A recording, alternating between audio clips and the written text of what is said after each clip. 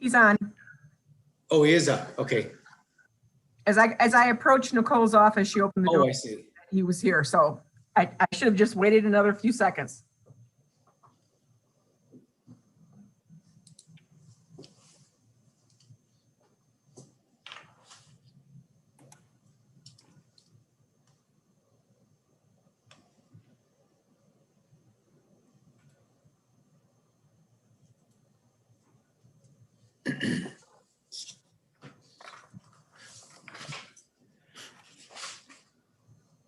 It's 10 o'clock. Do we want to wait just a little bit yet? I don't think so. Okay. Well, it's 10 o'clock. We'll call the meeting of the Finance and Administration Committee to order. Looks like our first line of business is a roll call. Well, I don't know if we need to have the roll call, but Jerry Jelazinski participating from my home in Chippewa Township, Isabella County, Michigan. I am Jim Horton. I am participating from my office in Big Rapids, Michigan, Mecosta County. And Jerry, I'm sorry I joined late here. I was talking to someone. I'm sure you mentioned about Commissioner Vice Chairman Hope will not be joining us today. So sorry about jumping in late. I do apologize. We have a call to the public as our next agenda item. There is no public at this time, Mr. Chairman. All right, we'll move on to our first real item of business, and that's considering accepting and placing on file the April 1st, 2021 routine personal items as presented. I did go through there's 3 of them. They're all just step increases, so they're expected. Jim, did you have a? No, these are, like you said, all step increases, 3 of them. Nothing out of the ordinary. All right, then. I'll make a motion to consider accepting and placing on file the April 1, 2021 routine personnel items as presented. I will second that motion. All in favor signify by saying aye. Aye. Opposed, same sign. It's accepted. The next item, considering entering into an agreement with ID Networks Incorporated for the purchase of the Guardian Live Scam system in the amount of $7,585 and approve the budget amendment transferring $7,585 from account 263.000.390.000 to account 263.215.978.000 and authorize the board chair to sign the same. We have, Margaret, did you want to take this or Mindy? I'll start. I'll give the 32,000 foot level and then I'll turn it over to the clerk. Is that okay with you, Mindy? Absolutely. Okay. So I had a conversation with the sheriff recently regarding the flux and uptick of fingerprinting requirements that were happening at the jail. I think it's a combination of a lot of things. You know, the COVID numbers are up, so probably more people are being required to be fingerprinted for things. Some of the criminal justice reforms have required other levels of folks to be fingerprinted. The only place that can really do this at this point is the sheriff's office. And I don't want to use the word overwhelmed, although I think he may have used it, because I don't want to refer to the sheriff as overwhelmed. But I think that it is a huge influx at the sheriff's office, and it is taxing their staff. At the same time that is going on, you might remember, well, actually before that, you might remember that we used to have a board that approved CPLs, and that board has been disbanded for a number of years. And when that happened, the state directed counties to set up a separate fund for CPL fees that were coming in, which we all did. And county clerk has done a great job of managing that. Interestingly enough, I'm going to turn this over to Mindy. I don't want to take all of her thunder, but interestingly enough, Mindy is making a recommendation here of kind of a one-stop for the CPL folks who are filling out their applications, and also to provide a service to our community that other folks like teachers and childcare workers and the clergy people and coaches and whatever can come in and be fingerprinted here rather than going to the jail and kind of taxing their services. So with that, I'm going to turn it over to the clerk. Pretty much, Administrator McAvoy summed it all up for us. I don't want to take your thunder, Mindy. It's your, I'm sorry if I No, you did a great job. Go ahead. In speaking with Sheriff Maine, we went back and forth on this now for quite a few months. And then just finally he came to me actually and said that this is something he desperately needs to see if I can assist him with, just because basically with COVID, and he has his fingerprinting unit in the front part and they're trying to keep their numbers down. And I have CPL applicants, I would say probably 5 to 7 a day. So it's really going to help his office, especially with the staffing, and also the applicants, as Margaret was stating. It's going to help them because now they don't have to just apply with me and then make an appointment at the sheriff's department. They can apply with me, do the fingerprinting, and they're done. The ID Networks, as it was stating in the report, is the same networking software system that the sheriff's department utilizes. So if theirs ever breaks down or ours ever breaks down, we'll be able to connect with each other and one of them use the others or vice versa. And I spoke with IT also on this, and she loves working with ID Network. And so it'll be an easy flow for her to help network us all together. And 33 other county clerks are already doing this, are working towards doing it, correct, Mindy? Correct. Plus, the cost of this would be totally covered by the funds in the CPL fund, which is what the transfer is about. And I think it's a great plan. It's a win-win for the community. It's a win-win for the sheriff's office, the clerk's office, and financially for us, because it's no cost to the general fund. And it should pay for itself easily within, I would say, 10 months. It should be paid for, just because we're going to be receiving the $15 fingerprinting back. It will go into our CPL fund, and any new ones, which I will start advertising to, like Margaret was saying, for teachers or volunteers or clergy or whoever, that will be extra money into the general fund instead of them going to outsourcing it, such as the post office. I think UPS might start doing it too. They were looking at it, but this way, you know, we can take those funds and put them back into the general fund. Okay. Jim, Commissioner Horton, do you have any comments? Yeah, I think this is real good as far as not overtaxing the sheriff's department. Now, I know there are some fingerprints that has to be done at the sheriff's department. I.e., I just did one for a client that states right in the statute has to be done at the sheriff's department for a notice of a petition for a name change, for instance. So I don't want there to be any confusion for people out in the community. So is it going to be put on the website? Combination of putting on the website, maybe you're going to contact like the schools and things like that, so their teachers can do that. How is it going to be put out there as far as information goes that this is going to be switched? Before any of this is to be done, I will be meeting with Sheriff Maine and Margaret to make sure that we tackle those issues ahead of time so that we're all on the same page. And that way, I think we're going to have the information flow out better to the community.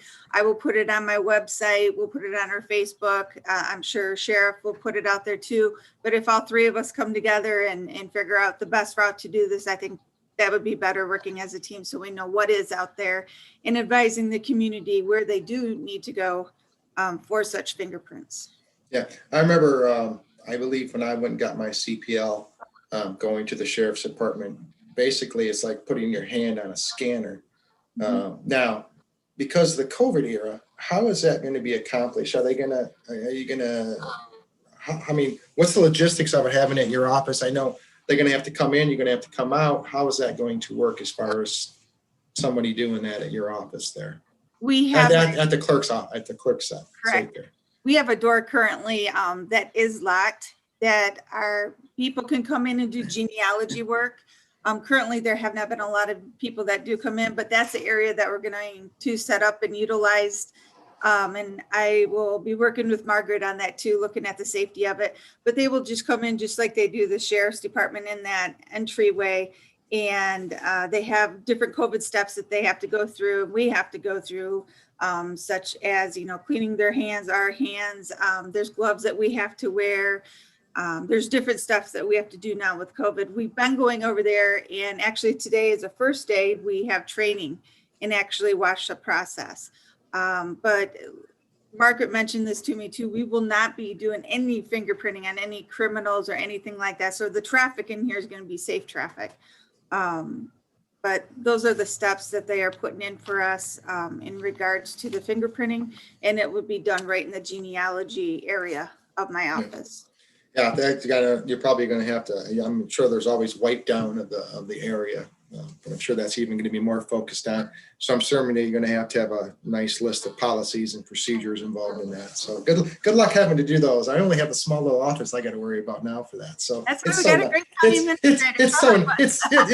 it's so nice not having to have a book of this big for policies and procedures anymore. Yeah, It's just- and it might not be a bad idea if I look at putting up, the clear panels or something over in there. I mean, that's something before anything happens that I will meet with Margaret and we'll make sure it's COVID safe. Yeah, I mean, you don't think about this, and hopefully we won't have to have that, but I can assure you, it looks like it's going long. It's going to stretch probably for 2021 for sure. I can't imagine that changing. So obviously the fees involved. I don't have anything else, Jerry, on this. I think it's, again, county, the two departments working and talking and communicating, and everyone working on it together, try to solve an issue. I think I like this. So I'm in favor of this. I think it's a good idea too. I know when I did my CPL and you had to go to the sheriff's office and you had to go to the clerk's office. Being an employee of government for a number of years, I understand the process, but a person that's coming in off the streets probably gets somewhat confused about it in terms of who has responsibility for what. So having a one-stop experience, I think is good for the public too. If the sheriff's department equipment does go down, would they physically have to relocate your equipment over there? Because I would have our equipment moved over there to them. They would come first. I mean, because I would just have our CPL applicants go over there. I mean, they have stuff that they need done right away. Whereas, we've been working like this without one. So I would offer our machine to them so they could utilize it until theirs is back up and running. I would think this equipment's pretty dependable and Mhm. long-lived, and so there shouldn't be too much of a problem, but it's nice to have that backup. But Never know. Yep. The only other question I have is on the transfer sheet, is the CPO fund, is that a designated fund? So Yes. I'm just In the wondering. budget. Go ahead. We have a transfer from our fund balance, the unreserved portion of the fund balance to cover that. You're transferring it from the CPL fund balance, Okay, general fund balance. That account number is the CPL fund balance. So yes, it is a designated fund. So we're transferring the money from the CPL fund balance to a CPL line item, which is equipment. okay. I didn't, when I saw fund balance on reserve, that kind of threw me. a little Sure, bit. I understand. Good question. I will make a motion to move this to our work session. I'll support it. It's been moved and supported to move the live scan fingerprinting system for the clerk's office to the work session. All in favor signify by voting aye. Aye. Opposed, same sign. It moves forward. Thank you. Thank you, Mindy. Thank you, Mindy. Bye, guys. Our next item of business is consider accepting the 2021 equalization report from the SCC Form L 4024 as presented by the Equalization Department and required by state statute, and authorize the chairperson of the County Board of Commissioners and the county clerk to sign the same and direct it to be fixed with the county clerk's seal with the state tax commission in a timely manner. All right, we have the form before us. We've seen it many times before. Pete, you're here to represent that form and make sure we fully understand it. Well, thank you, Mr. Chair. This is our final step of the equalization season, is for the Board of Commissioners to essentially equalize the townships after they come out of their March Board of Reviews. I will tell you that I do have the 4024, as Judy has been working on that diligently. However, I do not have a finalized draft of what the revenue impact will be. We had a couple of townships that came in late from March Board of Review due to some COVID related issues. We also have one township that we are going to have to factor the industrial class. So this is something that Isabella County has not dealt with very much over the years, but we have a difference of about $200 on one Met tower, which now we have to go through a separate process here to factor and such, but it is referenced on the 4024. Is it possible for me to share my screen, or shall we just go from the documents that have been emailed? You can do either one. I got the documents up. I'm on the wall, Jerry, so. I have the documents before we do. Would you like We have me to the share? documents, whatever you want to do. Well, I'm comfortable going off of them. Well, actually, let me share it, and then that way we'll be on the same page here. Good. Let's see. Can you folks see my shared screen here? I'm gonna Yes. look to my right though, because your screen's smaller than my eyes. So go ahead though. Okay. I got the document here. I got this here too, so go ahead.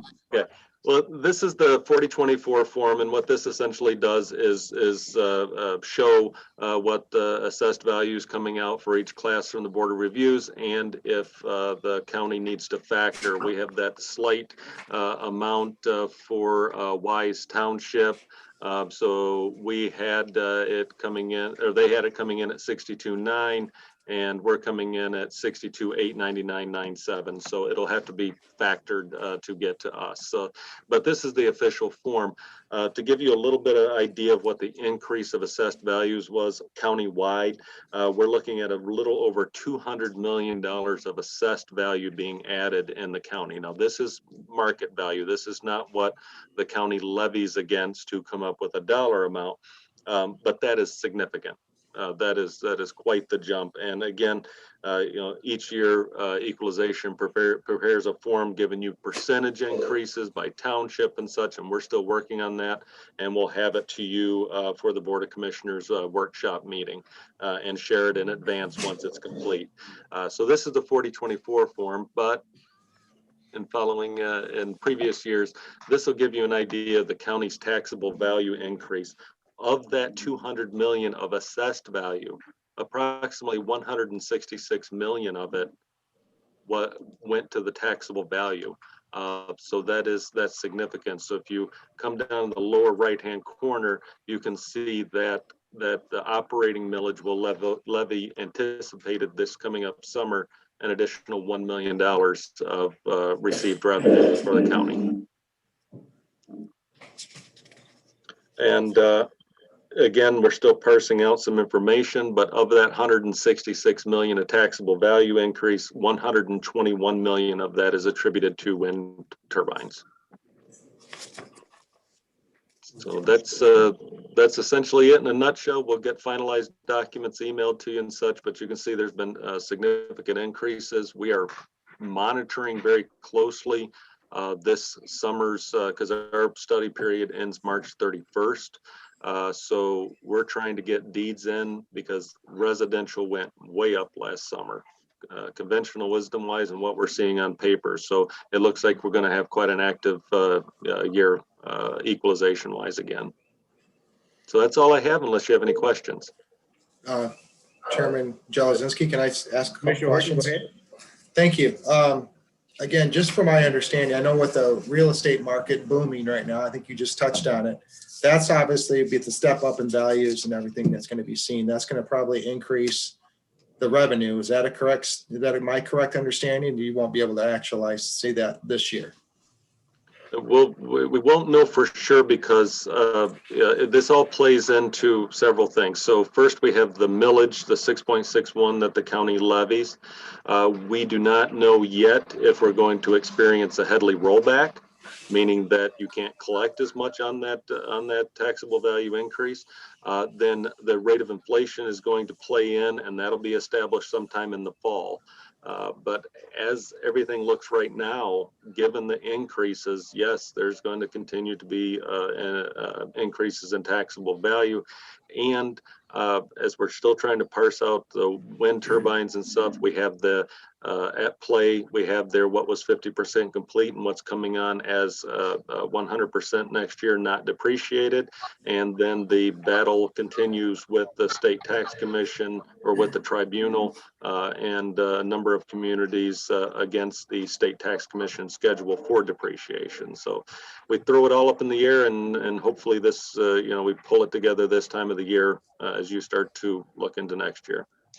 I'm going to ask a couple questions or maybe statements or questions. I guess there could be a hybrid of both in regards to the turbines. I've avoided putting you on the spot. Margaret's told me not to put you on the spot. But Mr. Krinovic, Steve Krinovic has given us a 40-year plan. I don't know if it's 40 or 30. I think I'll say it's 40, but 40-year plan spread out. And I know you're a numbers guy and spreadsheets, and you and Steve can talk all day long about spreadsheets going back and forth. And I don't even want to go into that, sit in the room with you guys when you do that. But I'd like to get something, and Jerry touched upon this too. Obviously, we're going to use the turbines in a large part in funding the jail coming up. And you touched upon this is a 50% basically taxable value on the turbines for 121 million in taxable value increase, up leading to roughly, you said about $1 million in new revenue. Did I understand that correct? And is that, but you take $1 million and you take, 75% of that. So roughly 750,000 to the turbines. Is that a correct statement or not? The million that I refer to in revenue additional is based on the overall increase in the county wind turbines included in there. We're still working through some of the personal property statements in order for us to give you here shortly what contributory value the wind turbines have exactly. What was 50% complete, what may have been incomplete, so we don't speak out of turn. So we're still working, and Judy primarily is still working on parsing out some of that information so that we'll have a good idea. So yes, we can provide that detail. We just don't have it yet due to the lateness of some of the information that we receive. But we're working to that effect, and then we can apply that amount with an anticipated depreciation schedule based on going forward for Mr. Krinovic's planning and such, and Administrator McAvoy's planning. Okay. But we're just not right there where I can throw percentages at. Yeah, the only reason I came up with the 75%, I took your 121 out of 166 and kind of came up with 75%. That's okay. That's where I came up with that 750 number. Again, I'm not holding you to true numbers. I want to hold you to true numbers, and I want you to be specific, but I get that. And we don't want to run away from those numbers. Go ahead. No. This is good. I don't want to say too much, but this is kind of what we had hoped for and anticipated.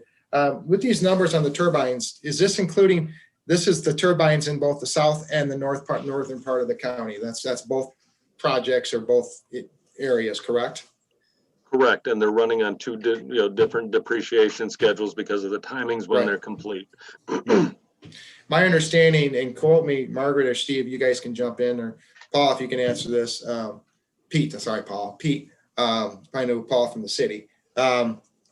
If my understanding is the turbine, the monies that we're going to be allocating or possibly allocating towards the jail, that's going to be just for the northern part. Is that a correct statement, or is that a correct assumption, or not? Yes. Okay. All right. Yeah, about that. Go ahead. Sorry. Excuse me. The other thing I would like to just say, I'm going to say yes at this point. I might be wrong, but I would like to, rather than kind of try to make assurances now. I mean, I think that you said, Chairman, this is great news. Somewhat the news we anticipated, but frankly, as from my viewpoint, it's even better than I anticipated. I think it would be wise for Pete and I and Steve to meet and look at, Pete needs a little more time to get his stuff finalized, as he was saying.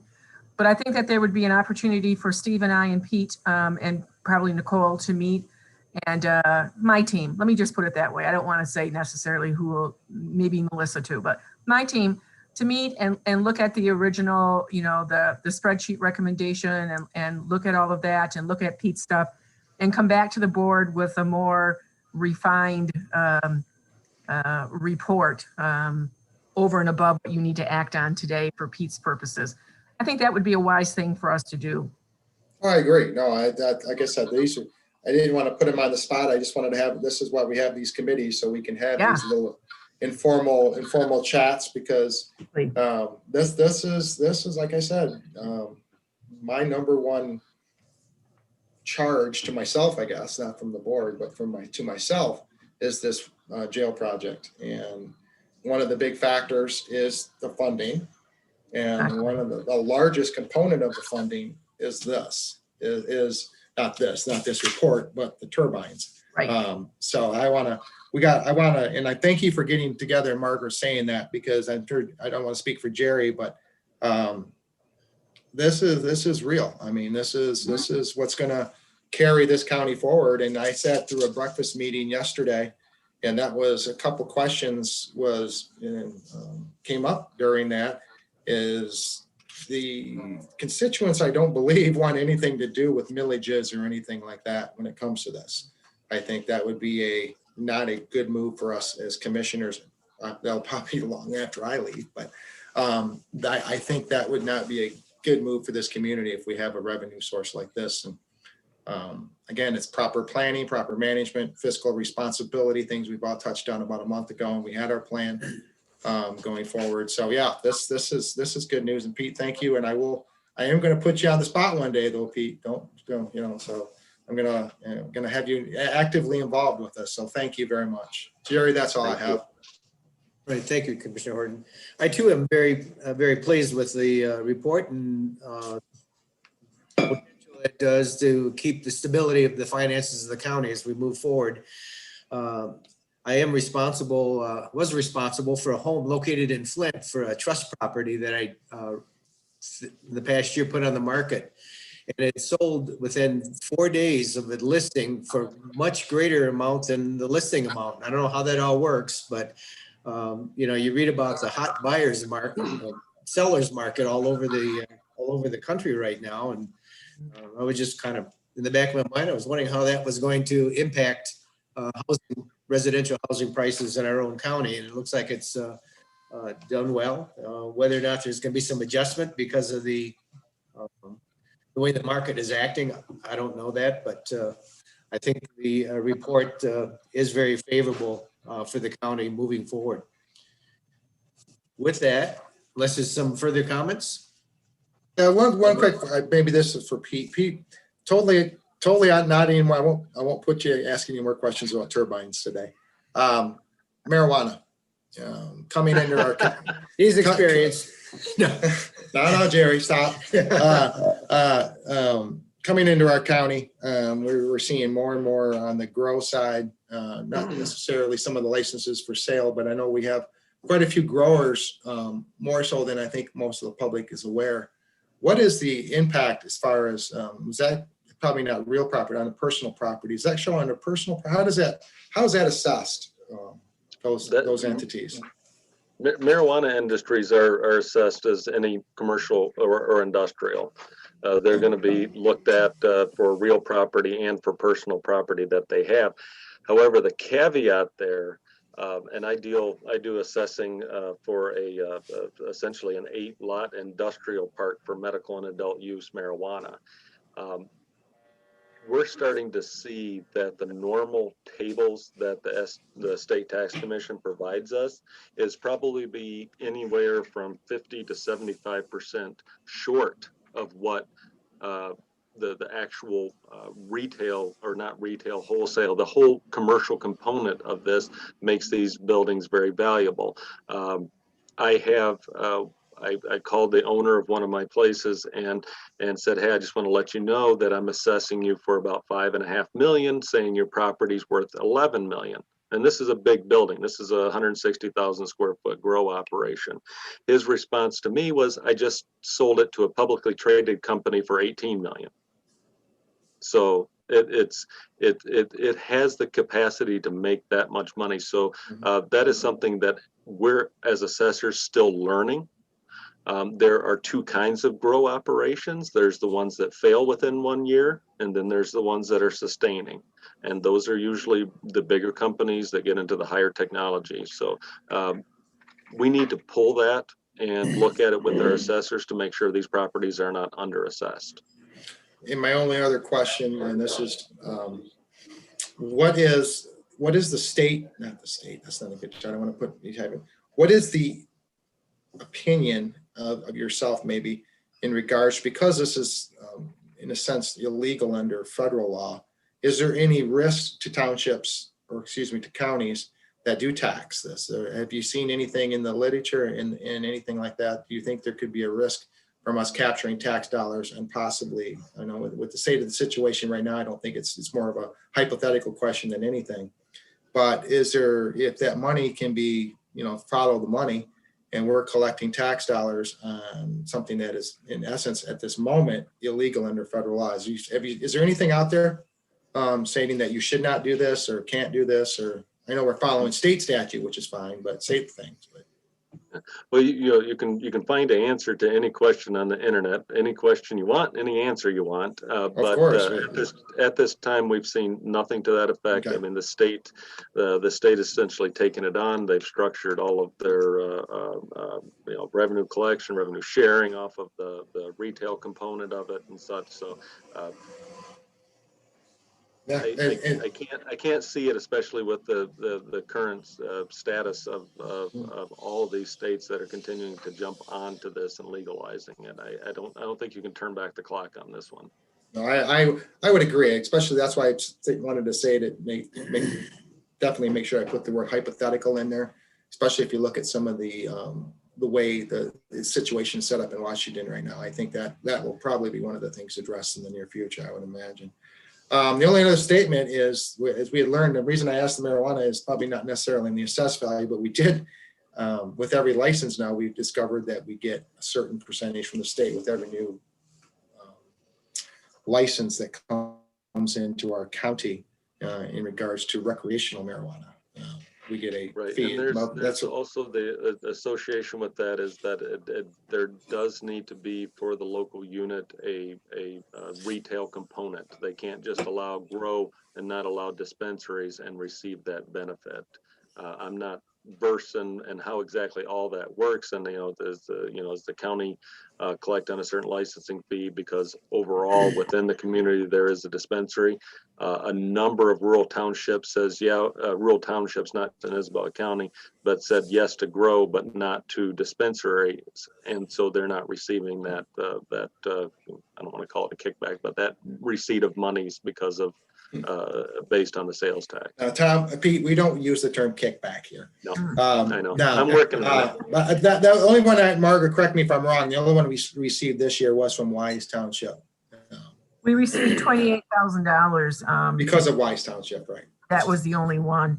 I had a discussion with my colleagues from Union Township and the city after that money came to us, just to kind of clarify. And Union Township is not doing it at all. I think the only township that really has an ordinance is Wise. Is that correct, Pete? Do you know? I'm not sure. I'm pretty sure. I'm like 98% sure. Okay. The county does not have one. So the city does. So I would next year we'll receive more of that money because the city may or may not have their dispensaries up and running. But right now we did receive $28,000, and it's interesting. I know Steve Kranovich and I had a couple of discussions about that, and basically it's kind of the utilization of that is similar to what the utilization is for revenue sharing. Goes in your general fund, use it as you want.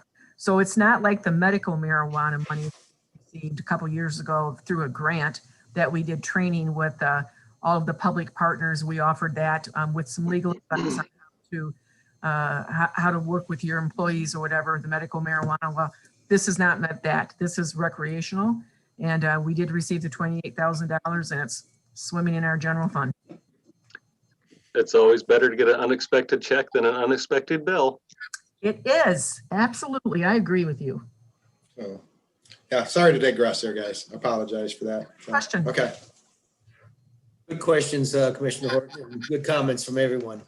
I will move the 2021 equalization report onto the work session next Tuesday. Move that. You need a support or we already voted on this? I can't even remember. I think we need a support. I will support that. All in favor signify by saying aye. Aye. Opposed, same sign. It moves forward. Thank you. Thank you. Thank you, Pete. Thank you. The next item is consider adopting the Isabella County fiscal year 2022 budget calendar as presented. It appears to be one we see every year now. Margaret, is there any changes that Well, basically, sir, or sirs, we changed the dates. We have found that this process and this schedule kind of works for us. You'll see a couple things that I added in that my department has one of these plus some additional things in red that are kind of my requirements for our team. So this year I decided to add in two things that had always just been in the administrative staff's calendar. One is the July 13th first draft to Finance Committee, and the other is the August 10th second draft to Finance Committee. Now, we started doing these 3 drafts to the Finance Committee in the summertime 2 years ago. I just thought that was a good thing for us to do, to get those drafts to the Finance Committee so you could see kind of where we were starting with our gaps or whatever, or maybe not our gaps. And then we would tell you what our plan is going to be, some of that. So I just thought it would be just good. Let's just put that in the schedule for the public and for you to see exactly, so you can kind of follow along. So that really, content-wise, commissioners, is the only change, that July 13th and August 10th first and second drafts to the committee. The third draft to the committee is down on August 31st. But I've always had that one on the list before. So just wanted to point that out to you. Other than that, it's basically the same budget calendar. It's worked well for us over the years, and I would like your approval to disseminate it. Well, if you approve it, I will disseminate it, so. all right, Commissioner Horton? Just real quick, Margaret, July 13th, I'll add a few more gray hairs to my head and my sickness. I'll make sure I get some Alka-Seltzer. So those numbers always come in. No, they always come in. It's like, what the? And then by the time we get to the August 31st, I'm a little calmer and my blood pressure's down and I'm under control. So what happens at the July 13th meeting, what you will get at the July 13th meeting will be the first run, which is everything that was requested and what we're looking at for our revenues. So it's always kind of like this. And as Commissioner Chairman Horton said, it is kind of like but that's where you start making the sausage. That's where we start making the sausage. And so by the time you roll down here at the bottom, we're balanced. It's a process. And that process, I think, has worked very well for Isabella County, that we are including and meeting with and talking with department heads and elected officials. I don't care what any administrator controllers tell you, that I know what's going on everywhere. If they say that, it's physically impossible to know what's going on everywhere. So, you know, the clerk's office has a better idea what the clerk office needs, wants, and considers and would like than I could ever, as does the sheriff, as does emergency management, as everybody else. So I like that. I like that during my tenure, I've instituted this more interactive approach. And I hope that continues for a long time with the county. I think it's good for everyone.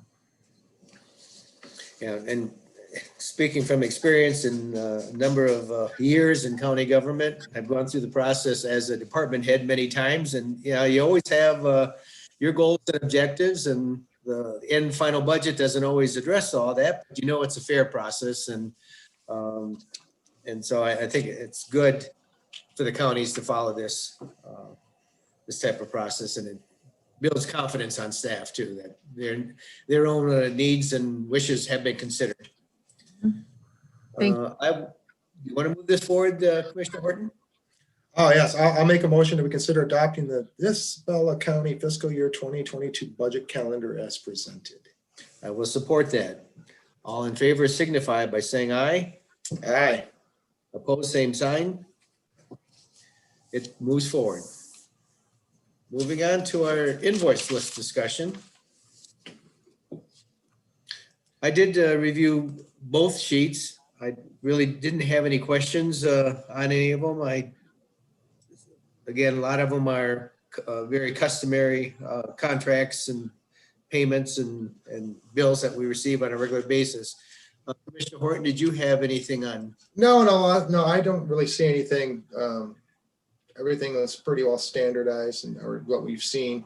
And I also will state that Commissioner Hope in my conversation with him say that he did not have any, anything that he saw with it either. So, and also I will say, piggybacking on that, Commissioner Hope sent me a text yesterday saying his surgery went well and that he hopes to be back with us very, very soon. So that's good news. It was good Good news. news. Do we move this forward with a motion? Nope, this is just discussion. Just discussion. Oh, I see the word discussion. I won't ask again. I don't know, ask again, because I'll probably, you've seen me run meetings, Jerry. You know, it's, yeah, so anyway, You Looks ask like I- anytime. yes, Discussion's at an end. there we go. Do another call to the public. If there's anybody on, Nicole? There is no one for public comment at this time, Mr. Chairman. All right, now we're down to adjournment. And I did look in Robert's rules because I think sometimes Commissioner Horton or Chair Horton is always wondering if he can just adjourn the meeting by himself. And you're allowed to. The chairman is allowed to do that. It's only when another member of the board objects that you have to go through a more formal process. But nobody objects, you can adjourn the meeting. So unless there's an objection, I will adjourn the meeting of the Finance and Administration Committee. I am not going to object. You guys have a wonderful morning and the rest of your day. Take care. See you around. Thank you. Have a great day. You too.